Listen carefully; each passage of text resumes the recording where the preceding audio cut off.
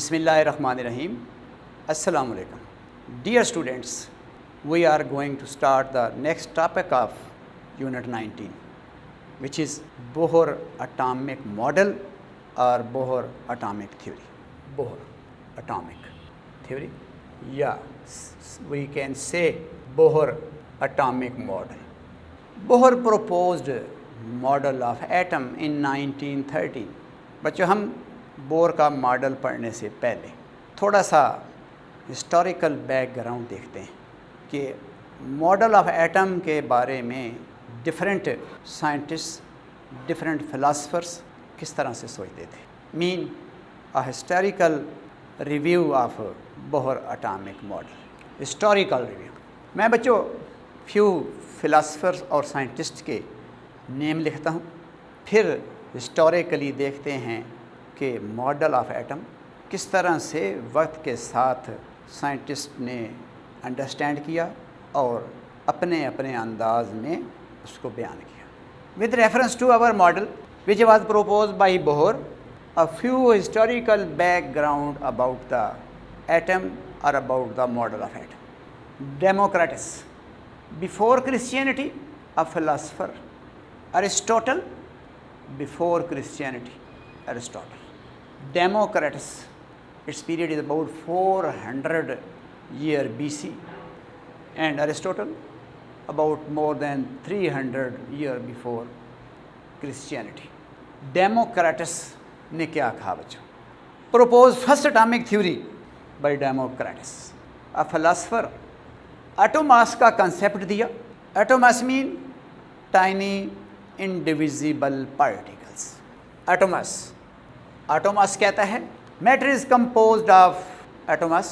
Atomos mean tiny indivisible particle को Greeks में बोलते हैं बच्चों। Aristotle rejected the concept of Democritus.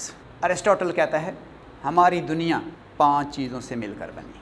आम बच्चों आप भी जानते हैं, आग, पानी, मिट्टी, हवा, 4 ये चीज़ें हैं और 5वीं चीज़ एक हाइपोथेटिकल मीडियम है जिसको ईथर कहते हैं। उस मीडियम ने इन तमाम चीज़ों को आपस में जोड़ा हुआ है जिससे इस दुनिया का वजूद है। इट मीन्स अरिस्टोटल के मुताबिक इस थ्योरी को अरिस्टोटल ने रिजेक्ट किया, which was given by Democritus, और अपना एक आइडिया दिया about the world that is air, water, earth mean sand कह लें मिट्टी, fire and ether. Our world is of these 5 ingredients, rejecting the atomos theory, the first atomic theory, which was given by Democritus 100 years about before Aristotle. Then Dalton ने सबसे पहली successful atomic theory propose की। Dalton क्या कहता है? Matter composed of tiny indivisible particles named as atoms. It means Dalton ने Democritus के concepts को ही फॉलो किया। Matter composed of tiny indivisible particles named as atoms. This is the first atomic theory proposed by Dalton in the beginning of the 19th century. These concepts were before Christianity. Democritus, Greek philosopher; Aristotle, Greek philosopher; Dalton, a scientist. In the beginning of 19th century, he says matter is made up of tiny indivisible particles called atom. लेकिन at the end of the 19th century, indivisibility of atom loses grounds. J.J. Thomson ने discharge tube experiment किया और conclude किया कि matter is composed of negatively charge particles electrons. It means J.J. Thomson ने ये बताया कि एटम के सब पार्टिकल भी हैं, एटम डिविजिबल है। फिर eight the end of the 19th century, phenomena of radio activity also tells us the divisibility of the atom.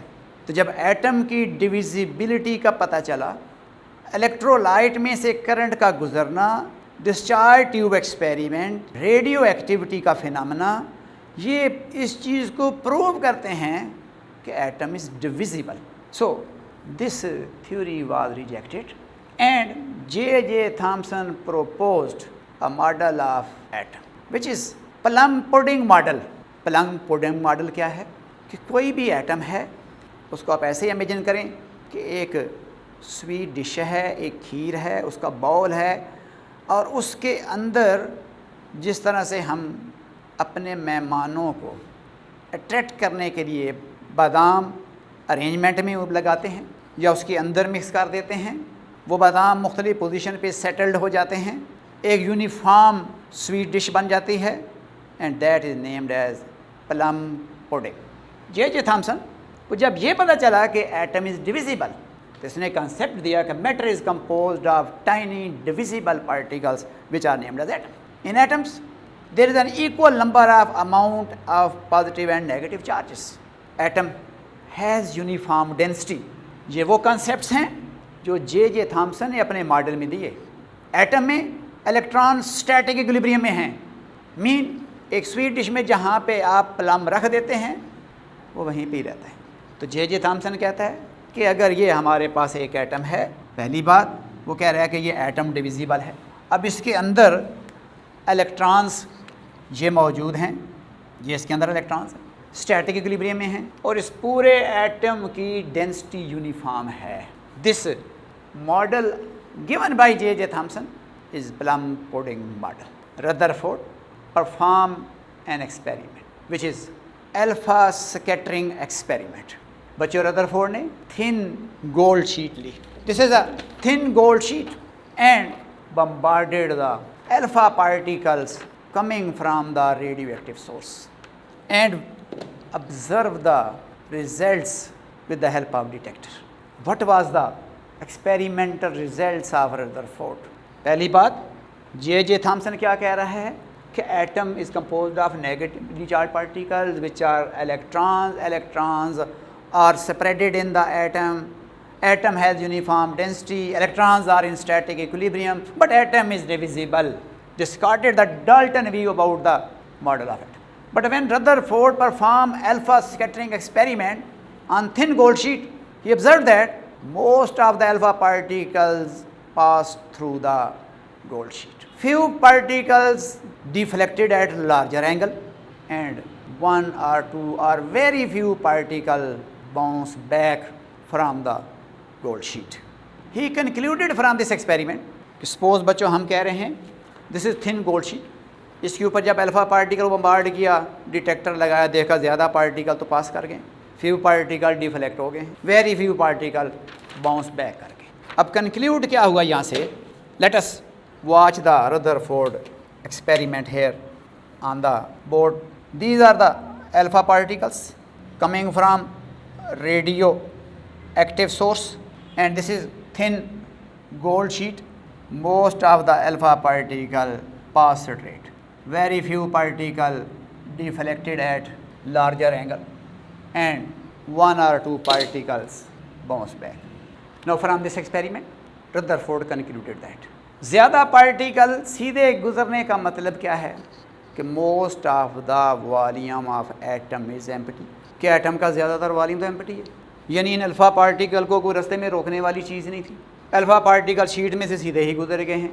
इसका मतलब है कि ये जो थिन गोल्ड शीट एटमों से बनी है तो उन एटमों के दरमियान स्पेसिंग है, एक एटम का अगर स्पेसिंग एटमों में नहीं भी है, इवन देन एटम का अपना वॉल्यूम बहुत सारा एम्प्टी है जिसमें से अल्फा पार्टिकल सीधे गुजर गए। Few particles are deflected at larger angle, it means atom के अंदर पॉजिटिव चार्ज है जिसने इस पॉजिटिवली चार्ज अल्फा पार्टिकल को लार्ज एंगल पे डिफ्लेक्ट किया। Very few particle bounce back, it means कि एटम के अंदर एक हार्ड मैसिव स्मॉल रीजन है जिसके ऊपर total mass of atom concentrated है और अल्फा पार्टिकल उससे कोलाइड करके बाउंस बैक कर रहे हैं। He named that massive positively charge region nucleus of the atom. It means Rutherford ने जे थॉमसन के मॉडल को डिस्कार्ड किया और अपना एक मॉडल प्रपोज किया। उसके मुताबिक matter composed of tiny divisible particle which are atoms, atom की डेंसिटी यूनिफॉर्म नहीं है, एटम के सेंटर में एक positively charge dense massive region है जिसको न्यूक्लियस कहते हैं। न्यूक्लियस की discovery made by Rutherford. Most of the volume of atom is empty which is known as extra nuclear region, and electrons revolve around the nucleus in that region. This model of atom was similar to the solar system. इसलिए हम इसको solar planet system model बोलते हैं और model was proposed by Rutherford. लेकिन this model was also failed और उसकी reason बच्चे आप पढ़ कर आए हैं, केमिस्ट्री में आपने पढ़ा है, अर्ली क्लासेस में पढ़ा है कि Rutherford atomic model is unable to explain the stability of the atom. This model was proposed on the basis of classical physics.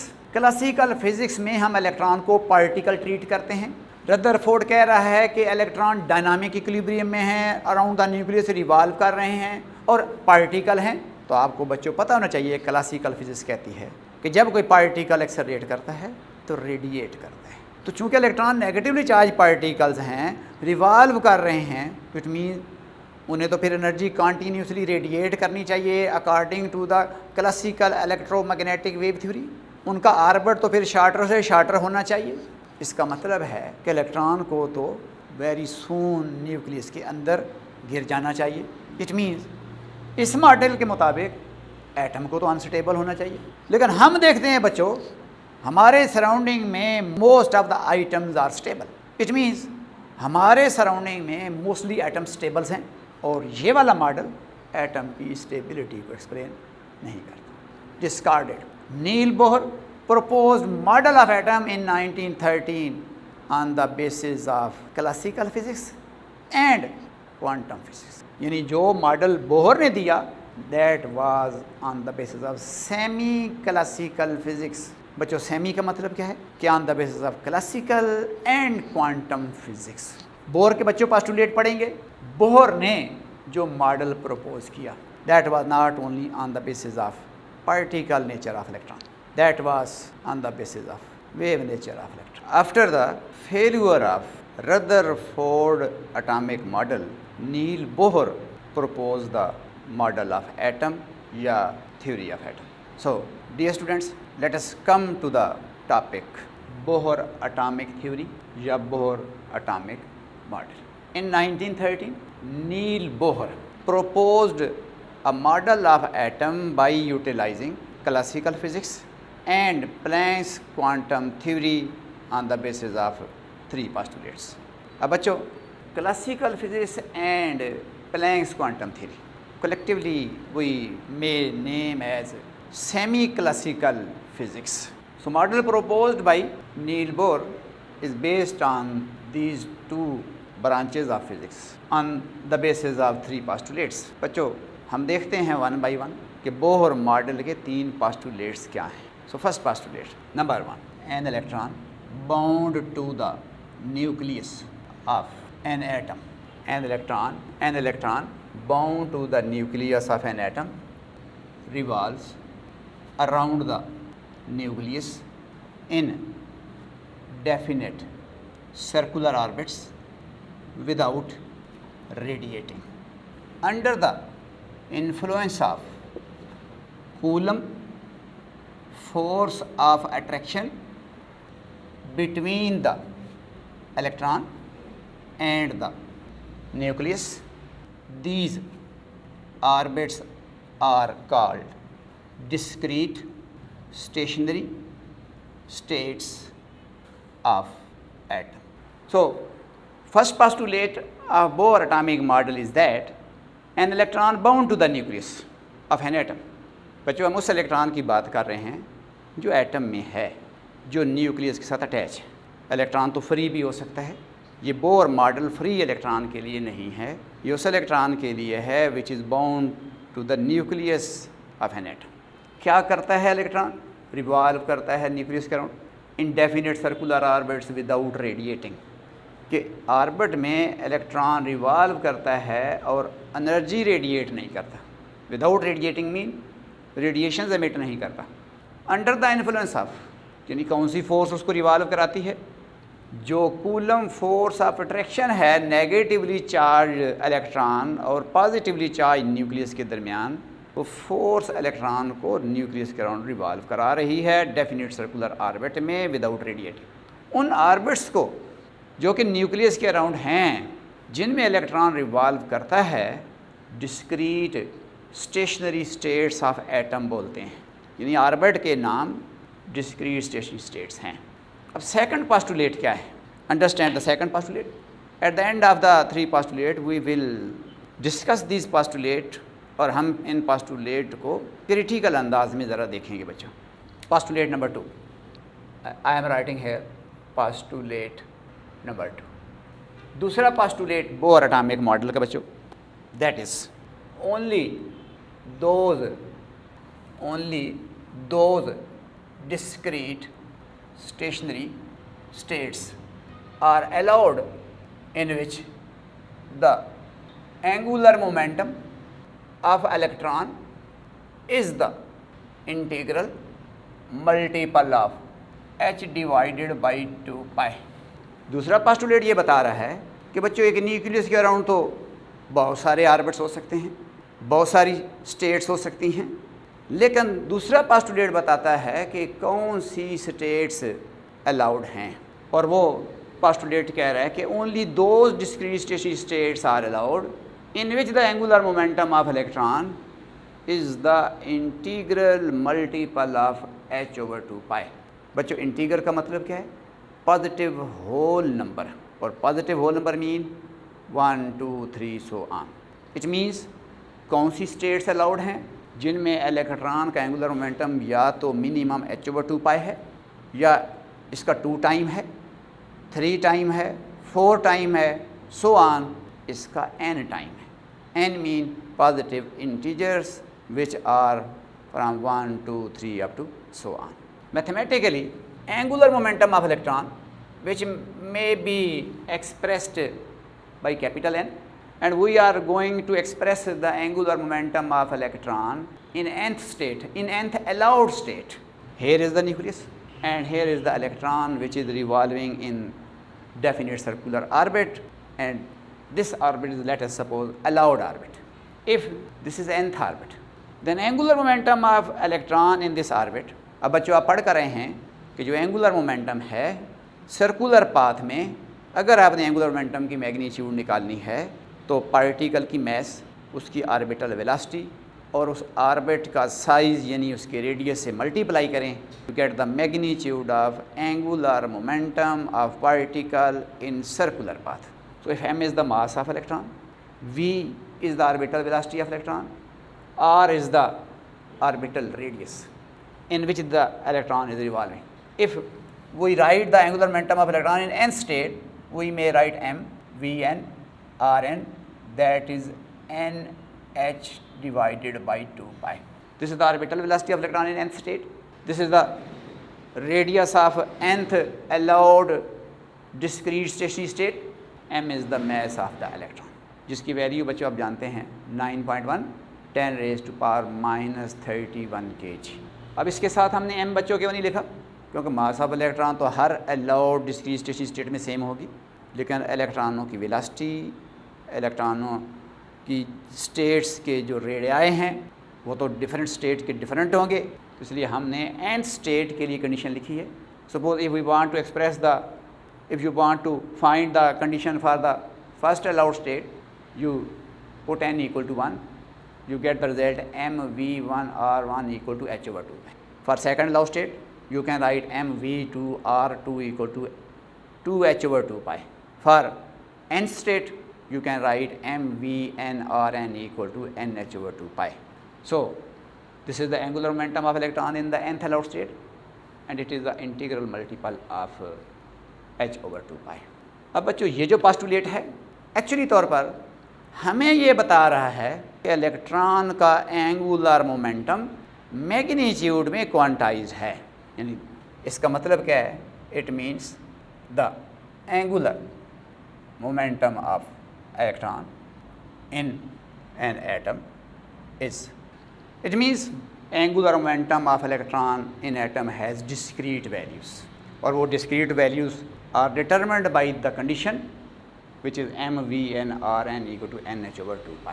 Postulate number 3 बच्चों, postulate number 3, an atom radiates energy only when the electron jumps from one allowed state to another. An electron radiates energy only when the electron jumps from one allowed state to another in the form of photon of energy H. Suppose an electron jumps from nth allowed state of energy En. Suppose an electron jumps from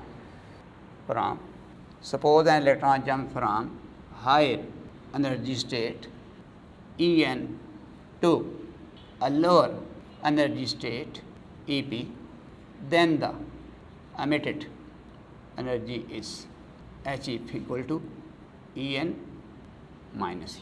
An atom radiates energy only when the electron jumps from one allowed state to another in the form of photon of energy Hf. Suppose an electron jumps from a higher energy state En to a lower energy state Ep, the emitted energy, which is Hf, equal to the difference between the two energy states. Mathematically, Hf equal to En minus Ep. This is the energy of electron in higher state. This is the energy of electron in lower state. H is Planck's constant. F is frequency of emitted radiation. So these are the postulates of Bohr atomic model. एक दफ़ा फिर बच्चों बता रहा हूँ, Bohr ने Rutherford atomic model की failure के बाद 1913 में मॉडल ऑफ एटम प्रोपोज किया on the basis of 3 postulates. First of all, electron which is bound to the nucleus revolve around the nucleus in definite circular path. These orbits, these paths are named as discrete states of atom. Only those orbits are allowed in which the angular momentum of electron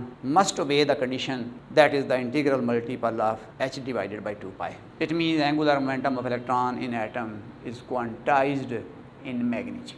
अब बाद में बच्चों बताएंगे कि जो vector quantity है उसकी quantisation का मतलब है कि उसकी मैग्नीट्यूड भी क्वांटाइज्ड है, उसकी डायरेक्शन भी क्वांटाइज्ड. बोर ने इलेक्ट्रॉन के एंगुलर मोमेंटम की मैग्नीट्यूड को प्रिडिक्ट किया है कि it is quantized in magnitude only. Later on experimentally proved that angular momentum of electron is not only quantized in magnitude but also in direction. This is known as space quantization, which was proved by another scientist Stern Gerlach experimentally. लेकिन चूँकि हमारा उसके साथ तल्लक नहीं है, हम सिर्फ electron का एंगुलर मोमेंटम जो अलाउड स्टेट्स के अंदर है सिर्फ उसकी क्वांटिजेशन पे ही बात करेंगे. Third postulate, atom radiate energy only when the electron jump from one allowed state to another in the form of photon of energy Hf. Let us suppose electron jump from high energy state En to low energy state Ep. Emitted energy is difference between the energies of these two states, and the emitted energy is in the form of line, in the form of photon, having definite frequency, definite wavelength, definite energy. And that energy is Hf equal to En minus Ep.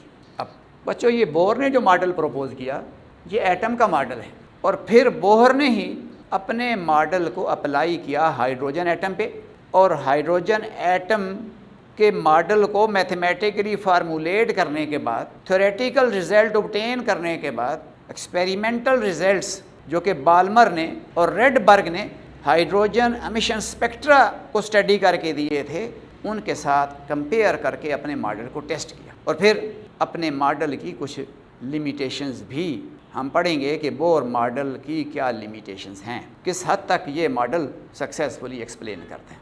अब बच्चों इस पहले postulate को देखें तो an electron bound the nucleus revolve around the nucleus in definite circular orbit without radiating. अगर हम electron को एज ए पार्टिकल ट्रीट करें, जैसे कि क्लासिकल फिजिक्स के मुताबिक मैटर हैज़ पार्टिकल नेचर, अगर हम क्लासिकल फिजिक्स के हिसाब से पहले पोस्टुलेट को टेस्ट करें, मीन अगर हम इस रिवॉल्विंग इलेक्ट्रॉन को पार्टिकल ट्रीट करें, तो फिर ये जो पोस्टुलेट है इसका ये वाला जो पार्ट है कि it is revolving around the nucleus in definite circular orbit without radiating, तो ये कोई एक्सेप्टेबल नहीं लगता. क्योंकि हमें पता है क्लासिकल इलेक्ट्रोमैग्नेटिक वेव थ्योरी के मुताबिक इलेक्ट्रॉन एक चार्ज पार्टिकल है. अगर ये न्यूक्लियस के अराउंड रिवॉल्व करेगा, इट मीन्स एक्सेलरेट करेगा, तो ये एनर्जी डेफिनेटली फिर रेडिएट करेगा. Know why electron is not radiating energy even though it is revolving around the nucleus in circular path. लेकिन अब वो रिवॉल्व कर क्यों रहा है?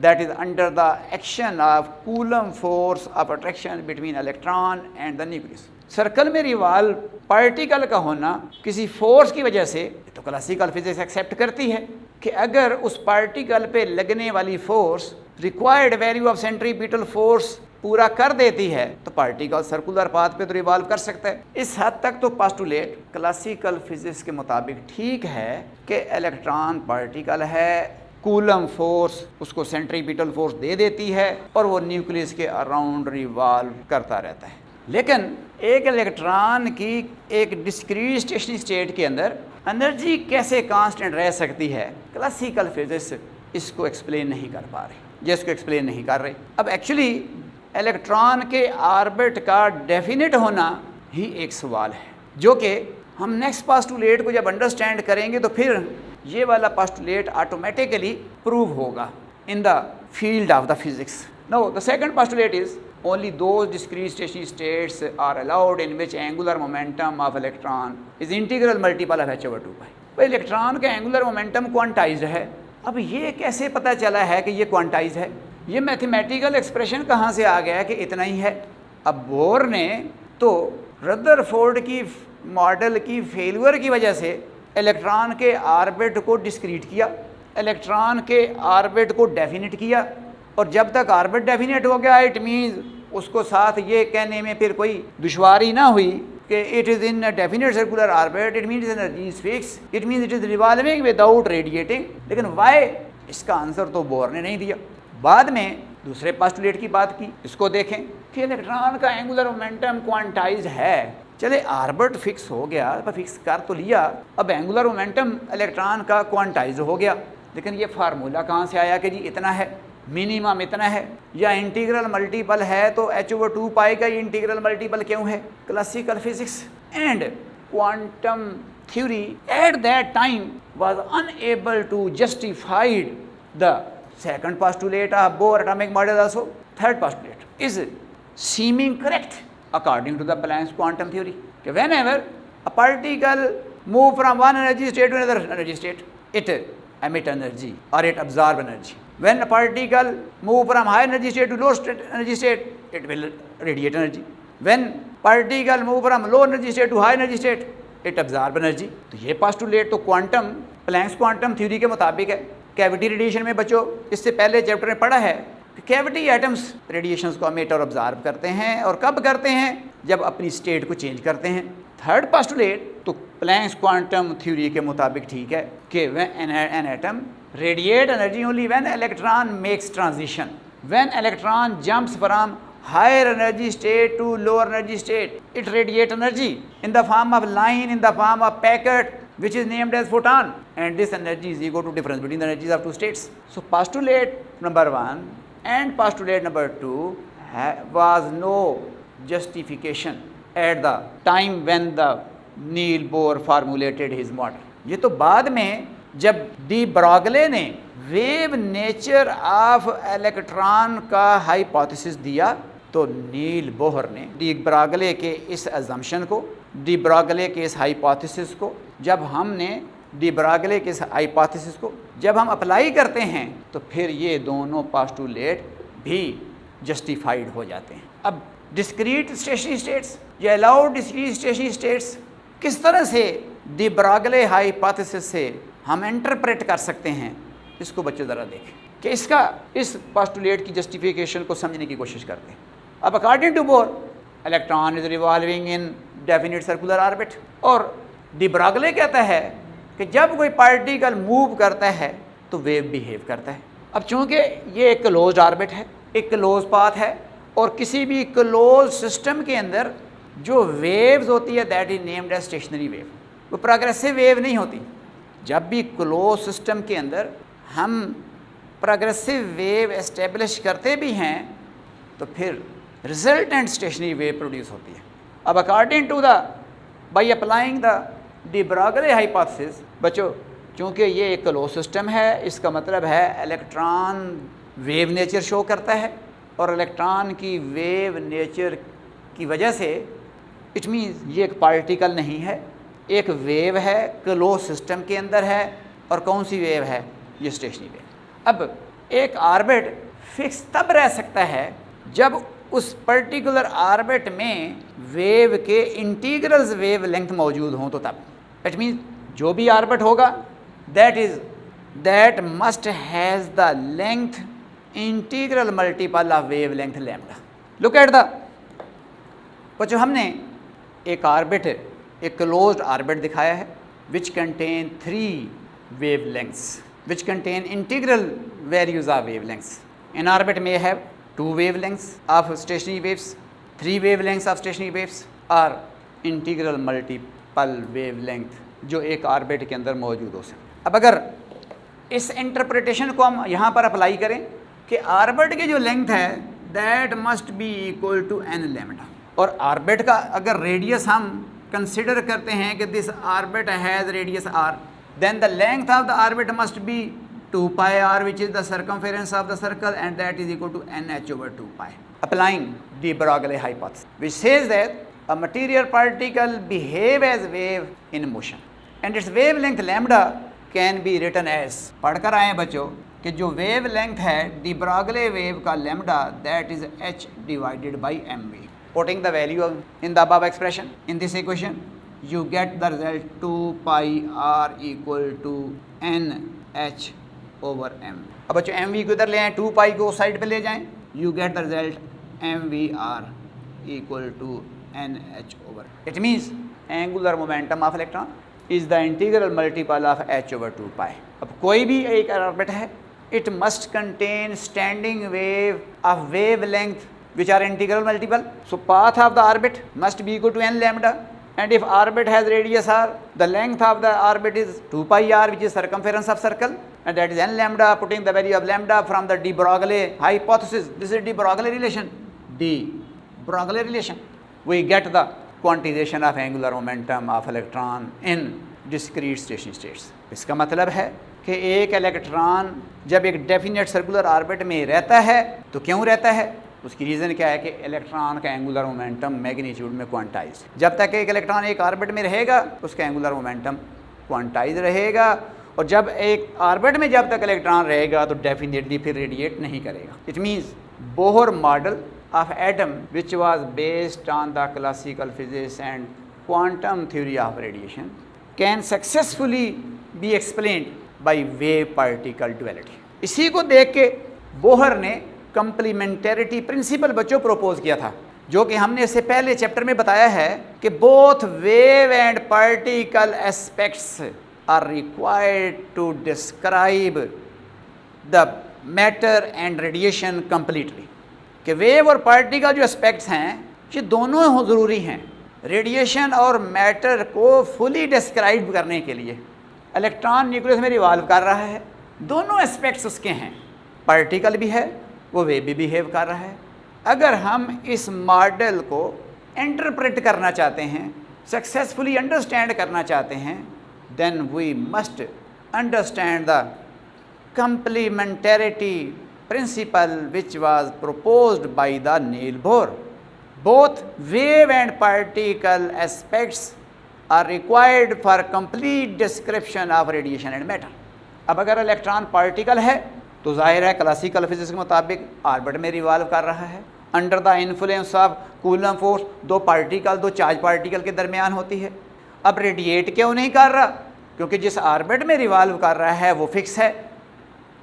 और वो ऑर्बिट फिक्स कहाँ से आ गया, वो ऑर्बिट फिक्स किया इसकी वेव नेचर। इसकी वेव नेचर जो इलेक्ट्रॉन एग्जिबिट कर रहा है क्लोज पाथ के अंदर स्टेशनरी वेव्स बिल्ड कर रही हैं, और स्टेशनरी वेव्स जब भी किसी क्लोज सिस्टम के अंदर प्रोड्यूस होती हैं तो उसके अंदर n वेव लेंथ उनके मौजूद होने चाहिए अगर क्लोज पाथ स्टेबल है तो। So mathematically L equal to n lambda.